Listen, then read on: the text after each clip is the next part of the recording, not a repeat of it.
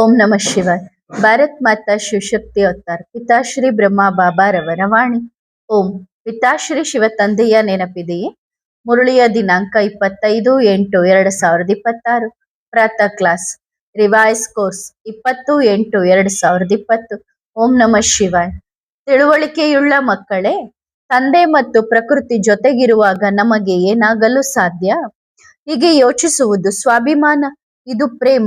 ಆದರೆ ನಮಗೆ ಬಾಬಾ ಸಿಕ್ಕಿದ್ದಾರೆ, ಇನ್ನು ನಮಗೆ ಏನೂ ಆಗಲು ಸಾಧ್ಯವೇ ಇಲ್ಲ ಎಂದು ಯೋಚಿಸುವುದು ಕೂಡ ಅಭಿಮಾನವಾಗಿದೆ. ಓಂ ನಮಃ ಶಿವಾಯ್. ಹೌದು ಮಕ್ಕಳೇ, ದಶೆಗಳ ಮಹತ್ವವೇನು? ಸ್ಟೇಜ್ನ ಮಹತ್ವವೇನು? ಸ್ಥಿತಿಯ ಮಹತ್ವವೇನು? ಒಂದು ಸ್ಥಿತಿ ಸತೋಪ್ರಧಾನ, ರಜೋಪ್ರಧಾನ, ತಮೋಪ್ರಧಾನವಾಗಿರುತ್ತದೆ. ಹಾಗೆಯೇ ದಶೆಗಳು ಇರುತ್ತವೆ. ಎಲ್ಲಕ್ಕಿಂತ ದೊಡ್ಡ ವಿಷಯವೆಂದರೆ ಇದು ನೀವು ಮಕ್ಕಳಿಗಾಗಿ ಅಲ್ಲ. ಯಾರು ಸೃಷ್ಟಿಯ ಜ್ಞಾತವೋ, ಯಾರು ತಮ್ಮ ಆದಿ ಮಧ್ಯ ಅಂತ್ಯದ ಜ್ಞಾತವೋ ಅವರಿಗೆ ದಶೆಗಳ ಮಹತ್ವವಿರುವುದಿಲ್ಲ. ಆದರೂ ಕೂಡ ಶರೀರವಿದೆ, ಪ್ರಕೃತಿ ಇದೆ, ತತ್ವಗಳಿವೆ. ಆದ್ದರಿಂದ ಗಮನವಿರಲಿ. ಇದರಿಂದ ನೀವು ಮಕ್ಕಳಿಗೆ ಅಷ್ಟೇನು ವ್ಯತ್ಯಾಸವಾಗುವುದಿಲ್ಲ. ಇದಕ್ಕೆ ಕಾರಣವೇನೆಂದರೆ ಯಾವಾಗಲಾದರೂ ನಿಮ್ಮ ಬಾಬನ ನೆನಪನ್ನು ಮರೆತು ಬಿಡುತ್ತೀರಿ. ಅದಕ್ಕಾಗಿ ಗಮನವಿಡುವುದು ಒಳ್ಳೆಯ ವಿಷಯ. ಗಮನವಿಡಿ. ಆರೋಗ್ಯದ ಬಗ್ಗೆಯೂ ಗಮನ ಹರಿಸುತ್ತೀರಲ್ಲವೇ? ಯಾರಾದರೂ ಹೇಳಬಹುದು, ಇಲ್ಲ, ನಮಗೆ ಏನೂ ಆಗಲು ಸಾಧ್ಯವಿಲ್ಲ, ನಮ್ಮ ಬಾಬಾ ನಮ್ಮ ಜೊತೆ ಇದ್ದಾರಲ್ಲ. ಇಂತಹ ಮೂಢಮತಿಯವರು ಇದ್ದಾರೆ. ಏನನ್ನೋಣ? ತಮ್ಮನ್ನು ತಾವು ಪ್ರಕೃತಿಗಿಂತಲೂ ದೊಡ್ಡವರೆಂದು ಭಾವಿಸುತ್ತಿದ್ದಾರೆ.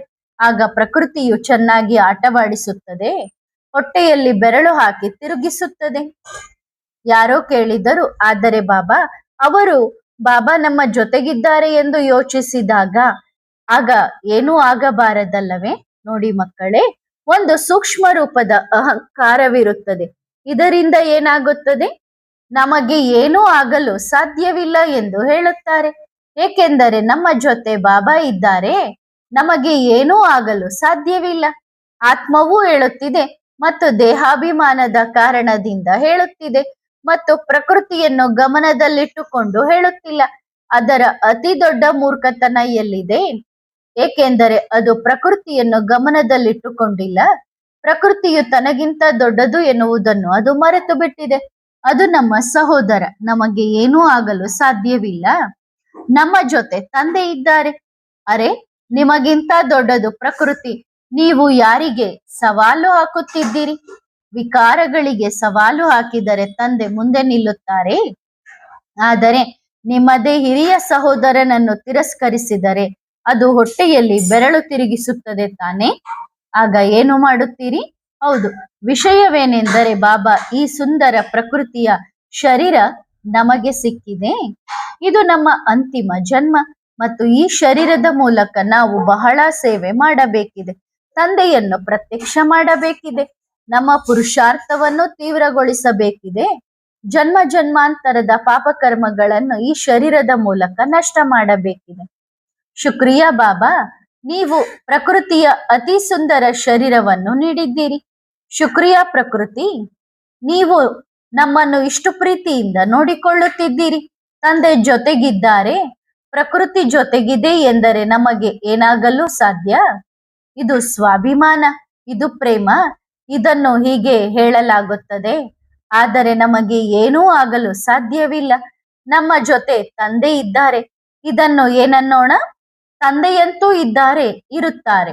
ಆದರೆ ನಮಗೆ ಏನೂ ಆಗಲು ಸಾಧ್ಯವಿಲ್ಲ ಎಂದು ಇವರು ಹೇಳುತ್ತಿದ್ದಾರೆ. ಇದರ ಗ್ಯಾರಂಟಿಯನ್ನು ತಂದೆ ಎಲ್ಲಾದರೂ ನೀಡಿದ್ದಾರೆಯೇ? ಕಾರ್ಮಿಕ ಖಾತೆ ಇದೆ, ಯಾವಾಗ ಬೇಕಾದರೂ ಬರುತ್ತದೆ. ನಮಗೂ ಕೂಡ ಅಂತಿಮ ಸಮಯದಲ್ಲಿ ಎಷ್ಟು ಕೆಮ್ಮು ಬರುತ್ತಿತ್ತು, ಅಷ್ಟು ಜೋರಾಗಿ ಕೆಮ್ಮು ಬರುತ್ತಿತ್ತು. ಶರೀರ ಅಷ್ಟು ಹಾಳಾಗಿತ್ತು. ಬಾಬಾರವರಿಗೆ ಹೇಳುತ್ತಿದ್ದೆವು, ಈಗ ಕರೆದುಕೊಂಡು ಹೋಗಿ ಬಾಬಾ, ಈಗ ಸಾಕು, ಕರೆದೊಯ್ಯಿರಿ.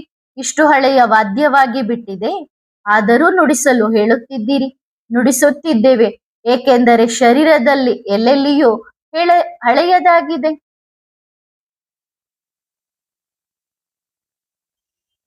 ಏಕೆಂದರೆ ಶರೀರದಲ್ಲಿ ಎಲ್ಲೆಲ್ಲಿಯೂ ಹಳೆಯದಾಗಿದೆ ಅಲ್ಲವೇ? ಹಾಗೆಂದು ಈಗ ನಾವೇನು ನಮಗೆ ಏನೂ ಆಗಲು ಸಾಧ್ಯವಿಲ್ಲ ಎಂದು ಹೇಳುತ್ತೇವೆಯೇ? ಏಕೆಂದರೆ ನಮ್ಮ ಬಾಬಾ ಬರುತ್ತಾರೆ. ಹಾಗೆ ಹೇಳಲು ಸಾಧ್ಯವೇ? ಅದು ಮೂರ್ಖತನವಾಗುತ್ತದೆ. ಏನೆನ್ನೋಣ? ನಮ್ಮ ಕಾರ್ಮಿಕ ಖಾತೆ ಮಧ್ಯದಲ್ಲಿ ಬಂದಿದೆ. ಹೌದು, ತಂದೆ ಜೊತೆಗಿದ್ದಾರೆ, ಆದ್ದರಿಂದ ಹಗುರವಾಗಿದೆ. ತಂದೆ ಜೊತೆಗಿದ್ದಾರೆ. ಕೆಲವು ಮಕ್ಕಳು ಯೋಚಿಸುತ್ತಾರೆ, ಅರೆ ಬಾಬಾರವರಾದ ಮೇಲೂ ಕಾಯಿಲೆ ಬಂದಿತೆ, ಬಾಬಾರವರಾದ ಮೇಲೂ ಆಗುವುದನ್ನು ಬಿಡಿ, ನಾವಿದ್ದಾಗ ಎಷ್ಟು ಕಾಯಿಲೆಗಳು ಬಂದವು, ಎಷ್ಟು ಕಾಯಿಲೆಗಳನ್ನು ಎದುರಿಸಬೇಕಾಯಿತು. ನಮ್ಮಲ್ಲಂತೂ ಏನೆನ್ನೋಣ, ಬಾಬಾ ಬರುತ್ತಿದ್ದರು, ಹೌದು, ನಂತರ ಆಪರೇಷನ್ ಕೂಡ ಆಯಿತು. ಅದರ ನಂತರ ಗುಲ್ಜಾರ್ ದಾದಿ ಶೋಭಾ ಮಗು ಕೂಡ ನೋಡಿ, ಶರೀರದಲ್ಲಿ ಎಷ್ಟು ಕಲೆಗಳು ಬಿದ್ದಿವೆ. ಮತ್ತು ಮಕ್ಕಳು ಹೇಳುತ್ತಾರೆ, ಅರೆ ಬಾಬಾರವರಾದ ಮೇಲೂ ಕಾಯಿಲೆ ಬಂದಿತ್ತೆ, ಬಾಬಾರವರಾದ ಮೇಲೂ ಬಿದ್ದು ಹೋದರು. ಸ್ವಲ್ಪ ಕೆಮ್ಮು ಬಂತು, ಬಾಬಾರವರಾದ ಮೇಲೂ ಕೆಮ್ಮು ಬಂದಿತ್ತೆ. ಸ್ವಲ್ಪ ಜ್ವರ ಬಂತು ಬಾಬಾರವರಾದ ಮೇಲೆ. ಅರೆ ಯಾರಲ್ಲಿ ಬಾಬಾ ಬರುತ್ತಿದ್ದಾರೋ ಅವರನ್ನೇ ನೋಡಿ. ಶರೀರದಲ್ಲಿ ಎಷ್ಟು ಕಲೆಗಳು ಬಿದ್ದಿವೆ ನೋಡಿ. ಎಲ್ಲೋ ಒಂದು ಕಡೆ ಆ ಸಿಸ್ಟಮ್ ಕೆಡುತ್ತಲೇ ಇರುತ್ತದೆ. ಹೌದು, ಬಾಬಾರವರಾದ ಮೇಲೆ ಬಂತು. ಶುಕ್ರಿಯಾ ಬಾಬಾ, ನನ್ನ ಲೆಕ್ಕಾಚಾರ ಚುಕ್ತವಾಯಿತು. ಬಾಬಾ ಸಿಗದಿದ್ದಾಗಲೂ ಬರುತ್ತಿತ್ತು. ಹಾಗೇನು ಆರೋಗ್ಯವಾಗಿದ್ದೀರಾ? ಹಾಗೇನು ಯಾವುದೇ ಕಾಯಿಲೆ ಇಲ್ಲದೆ ಕುಣಿಯುತ್ತಿದ್ದೀರಾ? ಯಾರೋ ಹೇಳಿದರು, ಜನರು ಹೀಗೆ ತಿಳಿಯುತ್ತಾರೆ ಅಲ್ಲವೇ? ಆಗ ಬಂದಿದ್ದರೆ ಸರಿ, ಆದರೆ ಈಗ ಭಗವಂತ ಸಿಕ್ಕಿದ್ದಾರಲ್ಲ, ಈಗ ಭಗವಂತ ನಮ್ಮವರಾಗಿದ್ದಾರೆ, ಮತ್ತೆ ಏಕೆ? ಭಗವಂತ ನಮ್ಮವರಾಗಿದ್ದಾರೆ. ಭಗವಂತ ಯಾರೊಂದಿಗೂ ಅನ್ಯಾಯ ಮಾಡುವುದಿಲ್ಲ. ಇವತ್ತಿನ ಪ್ರಪಂಚದಲ್ಲಿ ಹೇಳುವಂತೆ ನಾನು ಯಾರನ್ನೂ ಬಲ್ಲೆ ಎಂದು ನಿಮಗೆ ಗೊತ್ತಿದೆಯೇ? ನೀವು ಏನೋ ತಪ್ಪು ಕೆಲಸ ಮಾಡಿದ್ದೀರಿ, ನಾನು ಯಾರನ್ನು ಬಲ್ಲೆ ಎಂದು ನಿಮಗೆ ಗೊತ್ತಿದೆಯೇ? ಹಾಗೆ ಆಗಲು ಸಾಧ್ಯವೇ? ಇದು ಸಂಗಮ ಯುಗ, ಆತ್ಮ ಪರಮಾತ್ಮರ ಸಂಗಮ, ಸತ್ಯದ ಸಂಗಮ. ಪರಮಾತ್ಮ ಸತ್ಯವಂತರು, ನ್ಯಾಯಕಾರಿ. ಅವರು ಕೂಡ ಅನ್ಯಾಯ ಮಾಡಿದರೆ, ಇಲ್ಲ ಈ ಮಗು ನನ್ನದು, ಇವನು ಉಲ್ಟಾ ಪಲ್ಟಾ ಕೆಲಸ ಮಾಡಿ ಬಂದಿದ್ದಾನೆ, ನಾನು ಇವನಿಗೆ ಯಾವುದೇ ಶಿಕ್ಷೆ ಕೊಡುವುದಿಲ್ಲ ಎಂದರೆ ಅವರು ಎಂತಹ ರಾಜ ಎನ್ನಲಾಗುತ್ತದೆಯೇ? ಬದಲಾಗಿ ತನ್ನ ಮಗುವಿಗೆ ಹೆಚ್ಚು ತೊಂದರೆ ನೀಡುವವನೇ ನಿಜವಾದ ರಾಜ. ಇದು ಒಬ್ಬ ಒಳ್ಳೆಯ ಸತ್ಯವಂತ ರಾಜನ ಲಕ್ಷಣ. ದ್ವಾಪರ ಯುಗದಲ್ಲಿಯೂ ಅನೇಕ ರಾಜರು ಆಗಿ ಹೋಗಿದ್ದಾರೆ. ಬೇರೆಯವರನ್ನು ಒಂದು ಬಾರಿ ಕ್ಷಮಿಸಬಹುದು, ಆದರೆ ತಮ್ಮ ಮಗುವನ್ನು ಬಿಡುತ್ತಿರಲಿಲ್ಲ. ಇದು ಒಬ್ಬ ಸತ್ಯವಂತ, ಒಳ್ಳೆಯ ಪ್ರಾಮಾಣಿಕ ಮತ್ತು ನಿಷ್ಠಾವಂತ ರಾಜನ ಲಕ್ಷಣ. ನಾನು ರಾಜನೆಂದು ನಿಮಗೆ ತಿಳಿದಿದೆ. ರಾಜನ ಮಗುವಾದ ಮೇಲೂ ನೀವು ಪಾಪಕರ್ಮ ಮಾಡಿದ್ದೀರಿ, ಬುದ್ಧುಗಳಾಗಿದ್ದೀರಿ, ಉಲ್ಟಾ ಕೆಲಸ ಮಾಡಿದ್ದೀರಿ ಎಂದರೆ ನಿಮಗೆ ಹೆಚ್ಚು ಶಿಕ್ಷೆ ನೀಡುತ್ತಾರೆ. ಹೊರಗಿನವರಿಗೆ ನೀಡುತ್ತಾರೆಯೇ? ಅವರಿಗೆ ಒಂದು ಬಾರಿ ಹೋಗು ಎಂದು ಅವಕಾಶ ನೀಡಿದ್ದೇನೆ, ಕ್ಷಮಿಸಿದ್ದೇನೆ ಎಂದು ಹೇಳುತ್ತಾರೆ. ಹಾಗಾದರೆ ಯೋಚಿಸಿ. ಅದಕ್ಕಾಗಿಯೇ ಹೇಳುತ್ತಾರೆ, ಬಾಬಾರವರಾದ ಮೇಲೂ ಯಾವುದಾದರೂ ಪಾಪಕರ್ಮ ಮಾಡಿದರೆ 100 ಪಟ್ಟು ಹೆಚ್ಚು ಶಿಕ್ಷೆ ಅನುಭವಿಸಬೇಕಾಗುತ್ತದೆ. ಹಾಗಾದರೆ ನೀವು ಬಾಬಾರವರೇ ಆಗಿಲ್ಲ. ಒಂದು ವೇಳೆ ನೀವು ಭಗವಂತನ ಮಕ್ಕಳಾದ ಮೇಲೂ ಈ ಕಾಯಿಲೆ ಏಕೆ, ಈ ಕರ್ಮ ಭೋಗ ಏಕೆ ಎಂದು ಹೇಳಿದರೆ, ಒಂದು ವೇಳೆ ಯಾವ ಮಗುವಾದರೂ ಹೀಗೆ ಹೇಳಿದರೆ ನೀವು ಸತ್ಯವಂತ ತಂದೆಯ ಮಕ್ಕಳಲ್ಲ, ಮತ್ತು ನೀವು ತಂದೆಯನ್ನು ಒಪ್ಪಿಕೊಂಡಿಲ್ಲ, ಮತ್ತು ನಿಮಗೆ ತಂದೆಯ ಮೇಲೆ ನಿಶ್ಚಯವಿಲ್ಲ, ಇವರು ನನ್ನ ತಂದೆ ಎಂದು. ಇದನ್ನು ತಂದೆ ಇಂದು ಬರೆಯುತ್ತಿದ್ದಾರೆ. ಈಗ ಮಕ್ಕಳು ಏನಾದರೂ ತಿಳಿದುಕೊಳ್ಳಲಿ. ಏಕೆಂದರೆ ತಂದೆ ಏನು ಮಾಡುತ್ತಾರೆ? ತಂದೆಯವರಾದ ಮೇಲೆ ಲೆಕ್ಕಾಚಾರ ಬರುವುದಿಲ್ಲವೇ? ಇವತ್ತಿನ ಪ್ರಪಂಚದಲ್ಲಿಯೂ ಯಾರಾದರೂ ರಾಜನಿರಲಿ ಅಥವಾ ಯಾರೇ ಇರಲಿ, ಅವರ ಮಕ್ಕಳಿಗೆ ಕಾಯಿಲೆ ಬರುವುದಿಲ್ಲವೇ? ಬರುತ್ತದೆ ತಾನೆ. ಯಾರೋ ಬಡವನ ಮಗುವಿದ್ದಾನೆ, ಅವನಿಗೂ ಬರುತ್ತದೆ. ಕಾಯಿಲೆಯು ರಾಜನನ್ನು ನೋಡಿ ಬರುತ್ತದೆ ಅಥವಾ ಪ್ರಜೆಯನ್ನು ನೋಡಿ ಬರುತ್ತದೆ ಎಂದೇನೂ ಇಲ್ಲ. ಕಾಯಿಲೆಯು ಯಾರ ಮನೆಗಾದರೂ ಹೋಗುತ್ತದೆ. ಅದು ಎಂದಿಗೂ ಇವರು ರಾಜನ ಮಕ್ಕಳು, ನಾನು ಇವರ ಮನೆಗೆ ಪ್ರವೇಶಿಸಬಾರದು ಎಂದು ಭೇದ ಭಾವ ಮಾಡುವುದಿಲ್ಲ. ಅಲ್ಲಿಯೇ ಹೆಚ್ಚು ಮಾಡುತ್ತದೆ. ಆಗ ತಂದೆ ಏನು ಮಾಡುತ್ತಾರೆ? ಇದು ಕಾರ್ಮಿಕ ಖಾತೆ. ಈ ಜನ್ಮದಲ್ಲಿ ಎಲ್ಲರದ್ದು ಚುಕ್ತವಾಗಬೇಕಿದೆ, ಎಲ್ಲರೂ ಹೋಗಬೇಕಿದೆ. ಆದ್ದರಿಂದ ಏನನ್ನೂ ಯೋಚಿಸಬೇಡಿ. ಹೌದು ನೋಡಿ, ಅನೇಕ ಮಕ್ಕಳು ಹೇಳುತ್ತಾರೆ, ಬಾಬಾ ಪ್ರತಿಯೊಂದು ಆತ್ಮವು ನಿರ್ದೋಷಿಯಾಗಿದೆ. ಒಳ್ಳೆಯದು. ತಂದೆ ಕೇಳುತ್ತಾರೆ, ಒಂದು ವೇಳೆ ಆತ್ಮವು ನಿರ್ದೋಷಿಯಾಗಿದ್ದರೆ ಇಲ್ಲಿ ಏಕೆ ಇದೆ? ಪರಮಧಾಮದಲ್ಲಿ ಏಕೆ ಇಲ್ಲ? ಇಲ್ಲಿ ಏಕೆ ಇದೆ? ನೀವು ಹೇಳಿ. ನಿರ್ದೋಷಿ ಎಂಬ ಶಬ್ದ ಯಾರಿಗೆ ಅನ್ವಯಿಸುತ್ತದೆ? ಯಾರಿಗೆ ತಂದೆಯ ಜ್ಞಾನವಿಲ್ಲವೋ ಅವರಿಗೆ, ಯಾರಿಗೆ ತಂದೆಯ ಬಗ್ಗೆ ತಿಳಿದೇ ಇಲ್ಲವೋ ಅವರಿಗೆ. ತಂದೆಯನ್ನು ತಿಳಿದು ತಂದೆಯನ್ನು ಗುರುತಿಸಿದೆ. ತಂದೆಯವರಾದ ಮೇಲೆ ಅವರನ್ನು ನಿರ್ದೋಷಿ ಎನ್ನಲಾಗುತ್ತದೆಯೇ? ಇದು ಯಾವುದೇ ಇತಿಹಾಸದಲ್ಲಿ ಇಲ್ಲ ಮತ್ತು ಇದನ್ನು ತಂದೆ ಒಪ್ಪುವುದಿಲ್ಲ. ಒಳ್ಳೆಯದು. ತಂದೆ ಹೇಳಿದರು, ಮಕ್ಕಳೇ, ಒಂದು ಸಿನಿಮಾದ ಶೂಟಿಂಗ್ ನಡೆಯುತ್ತಿದೆ, ಹೋಗಿ ಇದನ್ನು ನಾವು ಬರೆದು ಕೊಡುತ್ತಿದ್ದೇವೆ, ಅಲ್ಲಿ ಹೋಗಿ ಈ ಪಾತ್ರವನ್ನು ನಿರ್ವಹಿಸಿ. ಮಕ್ಕಳು ಹೋದರು. ತಂದೆ ಬರೆದು ಕೊಟ್ಟಿದ್ದ ಚೀಟಿಯನ್ನು ಜೇಬಿನಲ್ಲಿ ಹಾಕಿಕೊಂಡರು ಮತ್ತು ತಮ್ಮಿಷ್ಟದಂತೆ ಉಲ್ಟಾ ಪಲ್ಟಾ ಕುಣಿಯಲು ಆರಂಭಿಸಿದರು. ಆಗ ಏನಾಗುತ್ತದೆ? ಗೊಂದಲವಾಗುತ್ತದೆಯೇ? ಇಲ್ಲವೇ? ಮತ್ತು ನಂತರ ನಿರ್ದೋಷಿ ಎಂದು ಹೇಳುತ್ತಾರೆಯೇ? ಎಲ್ಲಿಯ ನಿರ್ದೋಷಿ ಬಾಬಾ? ಬರೆದಿದ್ದ ಚೀಟಿಯನ್ನು ಜೇಬಿನಲ್ಲಿ ಇಟ್ಟುಕೊಂಡು ಕುಣಿಯುತ್ತಿದ್ದೀರಿ, ನಿಮ್ಮ ಮನಸ್ಸಿಗೆ ಬಂದಂತೆ ಮಾಡುತ್ತಿದ್ದೀರಿ. ಈಗ ಪ್ರಪಂಚದಲ್ಲಿಯೂ ಒಂದು ವೇಳೆ ಡೈರೆಕ್ಟರ್ ನೀವು ಇಂತಹ ದೃಶ್ಯ ಮಾಡಬೇಕು, ಹೀಗೆ ಮಾಡಬೇಕು ಎಂದು ಹೇಳಿದರೆ ಮತ್ತು ಹೀರೋ ಆಗಿ ತನ್ನ ಇಷ್ಟದಂತೆ ಅಡ್ಡಾದಿಡ್ಡಿ ಮಾಡಿದರೆ ಆಗ ಏನಾಗುತ್ತದೆ? ಹೀರೋನನ್ನು ನಿರ್ದೋಷಿ ಎನ್ನಲಾಗುತ್ತದೆಯೇ? ಏಕೆಂದರೆ ಅವನು ಡೈರೆಕ್ಟರ್ನ ಮಾತನ್ನೇ ಕೇಳಲಿಲ್ಲ. ನಿರ್ದೋಷಿ ಎಂದರೆ ಯಾವಾಗ ಡೈರೆಕ್ಟರ್ ಏನನ್ನೂ ಹೇಳಲಿಲ್ಲವೋ, ಅವನಿಗೆ ಏನೂ ತಿಳಿದಿಲ್ಲವೋ, ಅವನು ಕುಣಿಯುತ್ತಿದ್ದಾನೆ, ಅವನಿಗೆ ಬಂದಂತೆ ಅವನು ಮಾಡುತ್ತಿದ್ದಾನೆ, ಅವನಿಗೆ ನಿರ್ದೋಷಿ ಎನ್ನಬಹುದು. ಮತ್ತು ಯಾವಾಗ ಡೈರೆಕ್ಟರ್ ನೀವು ಇದನ್ನೂ ಮಾಡಬೇಕು, ಹೀಗೆ ಮಾಡಬೇಕು ಎಂದು ಹೇಳಿದ್ದಾರೋ, ನಂತರವೂ ತನ್ನ ಮನಸ್ಸಿಗೆ ಬಂದಂತೆ ಮಾಡಿದರೆ ಅವನಿಗೆ 100 ಪಟ್ಟು ದಂಡವಿದೆ. ಅವನು ನಿರ್ದೋಷಿಗಳ ಪಟ್ಟಿಯಲ್ಲಿ ಇಲ್ಲ, ಅವನು ಸಂಪೂರ್ಣ ಹೊರಗಿದ್ದಾನೆ, ಹೊರಗಿನವರಿಗಿಂತಲೂ ಹೊರಗಿದ್ದಾನೆ. ಆದ್ದರಿಂದ ಎಲ್ಲಾ ಮಕ್ಕಳು ಯೋಚಿಸುತ್ತಾರೆ, ಅರೆ, ನಿಮಗೆ ತಿಳಿದಿರುವಾಗ ತಂದೆ ಹೇಳುತ್ತಿದ್ದಾರೆ, ಇಲ್ಲಿ ಒಂದು ಗುಂಡಿ ಇದೆ, ಅದರ ಮೇಲೆ ಚೆನ್ನಾಗಿ ಡೆಕೋರೇಷನ್ ಇದೆ ಮತ್ತು ತಂದೆಗೆ ಗೊತ್ತಿದೆ, ಡೈರೆಕ್ಟರ್ಗೂ ಗೊತ್ತಿದೆ, ಈ ಗುಂಡಿಯಲ್ಲಿ ಬೀಳಬಾರದು, ಇದರ ಮೇಲಿಂದ ಜಿಗಿಯಬೇಕು ಎಂದು. ಮತ್ತು ನೀವು ಹೇಳುತ್ತೀರಿ, ಇಲ್ಲ ಇಲ್ಲ, ಜಿಗಿಯುವುದರಿಂದ ಏನೂ ಆಗುವುದಿಲ್ಲ, ನಾವು ನಡೆಯಬೇಕು ಎಂದು. ಆಗ ಏನು ಮಾಡುತ್ತೀರಿ? ಆಗ ಅವನನ್ನು ನಿರ್ದೋಷಿ ಎನ್ನಲಾಗುತ್ತದೆಯೇ? ಇಲ್ಲ. ನಿರ್ದೋಷಿ ಎಂದರೆ ಆ ಪಾಪದವನಿಗೆ ಇಲ್ಲಿ ಗುಂಡಿ ಇದೆ ಎಂದು ಗೊತ್ತೇ ಇಲ್ಲವೋ ಅವನನ್ನಂತೂ ಒಂದು ಬಾರಿ ಉಳಿಸುತ್ತಾರೆ. ಯಾರು ತಿಳಿದು ಬೀಳುತ್ತಾರೋ ಅವರನ್ನು ಖಂಡಿತವಾಗಿಯೂ ಉಳಿಸುವುದಿಲ್ಲ. ಏಕೆಂದರೆ ನೀವು ಗೊತ್ತಿದ್ದು ಅದರಲ್ಲಿ ಹೋಗಿದ್ದೀರಿ. ಯಾರಿಗೆ ಇಲ್ಲಿ ಗುಂಡಿ ಇದೆ ಎಂದು ಗೊತ್ತಿಲ್ಲವೋ ಅವರು ಮುಳುಗಿದರೆ ಅವರನ್ನು ತಕ್ಷಣ ಹೊರತೆಗೆಯುತ್ತಾರೆ. ಪಕ್ಕಕ್ಕೆ ಕರೆದೊಯ್ದು ಸ್ನಾನ ಮಾಡಿಸಿ ತೊಳೆದು ಸ್ವಚ್ಛಗೊಳಿಸುತ್ತಾರೆ. ಏಕೆಂದರೆ ಅವರಿಗೆ ಗೊತ್ತಿರಲಿಲ್ಲ ಅವರು ನಿರ್ದೋಷಿ.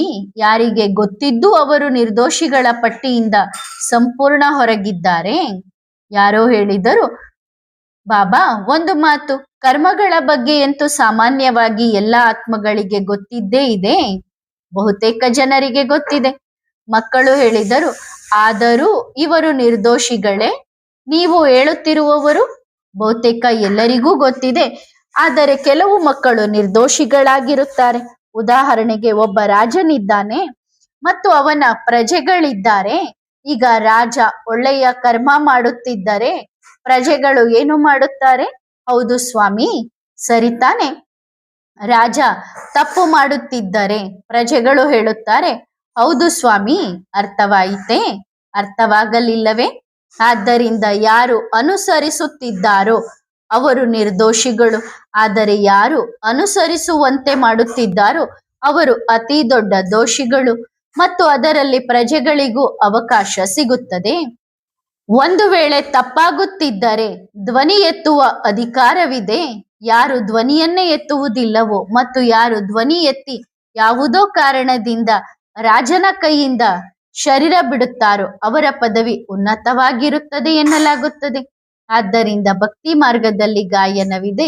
ಯಾರೋ ಒಬ್ಬರು ತಪ್ಪಿನ ವಿರುದ್ಧ ಧ್ವನಿ ಎತ್ತಿದರು, ಆಗ ಕೊಲ್ಲಲ್ಪಟ್ಟರು. ಹೌದು ಸೋದರ, ಕೊಲ್ಲಲ್ಪಟ್ಟರು.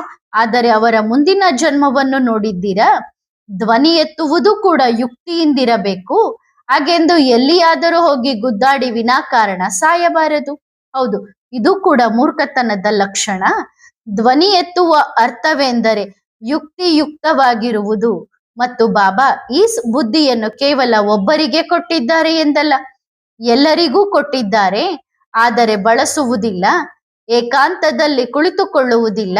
ಆದ್ದರಿಂದ ಯಾರು ಮೊದಲು ರಾಜರಾಗಿದ್ದಾರೋ ಅವರು ಏಕಾಂತದಲ್ಲಿ ಕುಳಿತು ಯೋಚಿಸುತ್ತಿದ್ದರು, ಚಿಂತನೆ ಮಾಡುತ್ತಿದ್ದರು.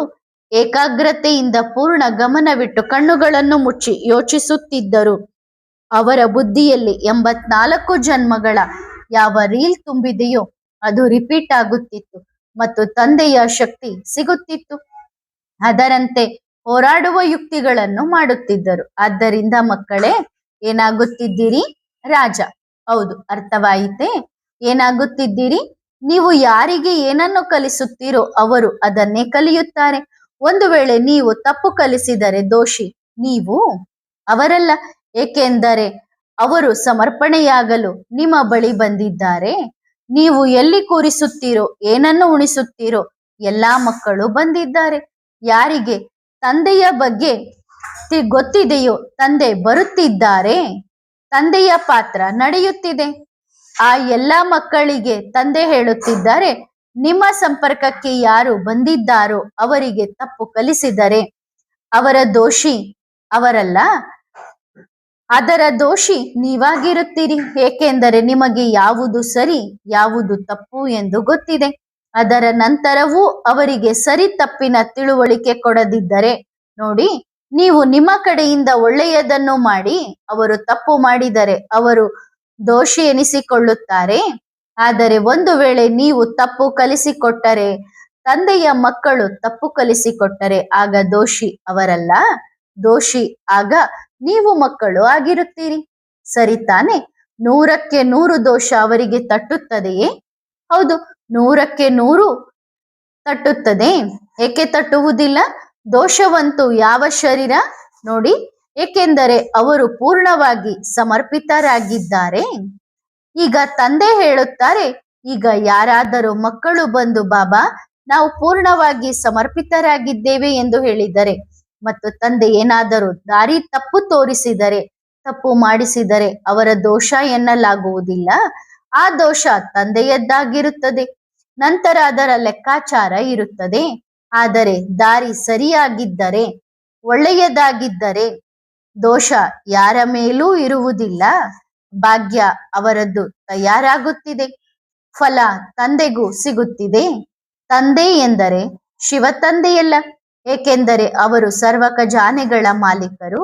ಕೀಲಿಯೂ ನಮ್ಮ ಬಳಿ ಬರುತ್ತದೆ ಅಲ್ಲವೇ? ಹಾಗಾದರೆ ಇದು ದೋಷಿ ಮತ್ತು ನಿರ್ದೋಷಿ, ಇದರ ಅರ್ಥ ಇದಾಗಿದೆ. ಒಳ್ಳೆಯದು.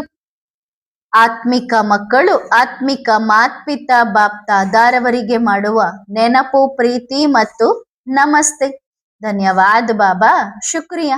ವರದಾನ: ಡಬಲ್ ವಜ್ರಭವ. ನೀವು ಸದಾ ತಂದೆಯ ಸ್ಮೃತಿ ಸ್ವರೂಪ ಮಕ್ಕಳಾಗಿದ್ದೀರಿ. ನೀವು ಹೇಗೆ ತಂದೆಯನ್ನು ನೆನಪು ಮಾಡುತ್ತೀರೋ ಹಾಗೆಯೇ ತಂದೆಯೂ ನಿಮ್ಮನ್ನು ನೆನಪು ಮಾಡುತ್ತಾರೆ. ತಂದೆಯನ್ನು ಆತ್ಮಗಳು ನೆನಪು ಮಾಡುತ್ತವೆ ಮತ್ತು ನೀವು ಮಹಾನ್ ಆತ್ಮಗಳನ್ನು ಸ್ವಯಂ ತಂದೆಯೇ ನೆನಪು ಮಾಡುತ್ತಾರೆ. ನೀವು ಬಾಪ್ತಾದಾರವರ ಶಿರದ ಕಿರೀಟ, ತಲೆಯ ಕಿರೀಟದ ಸತ್ಯವಾದ ವಜ್ರಗಳಾಗಿದ್ದೀರಿ. ಒಂದು ವಜ್ರ ಎಂದರೆ ಒಳೆಯುವ ವಜ್ರ, ಎರಡನೆಯದು ಅತಿ ಮುಖ್ಯವಾದ ಶ್ರೇಷ್ಠ ಪಾತ್ರ ನಿರ್ವಹಿಸುವ ಹೀರೋ ಪಾತ್ರಧಾರಿ, ಹೀರೋ ಹೀರೋಯಿನ್. ಹಾಗಾದರೆ ಡಬಲ್ ವಜ್ರ ಆಗಿದ್ದೀರಲ್ಲವೇ? ಆದ್ದರಿಂದ ಸದಾ ಈ ನಶೆಯಲ್ಲಿರಿ, ನೀವು ಡಬಲ್ ವಜ್ರ ಆಗಿದ್ದೇವೆ ಎಂದು. ಒಳ್ಳೆಯದು. ಓಂ ನಮಃ ಶಿವಾಯ.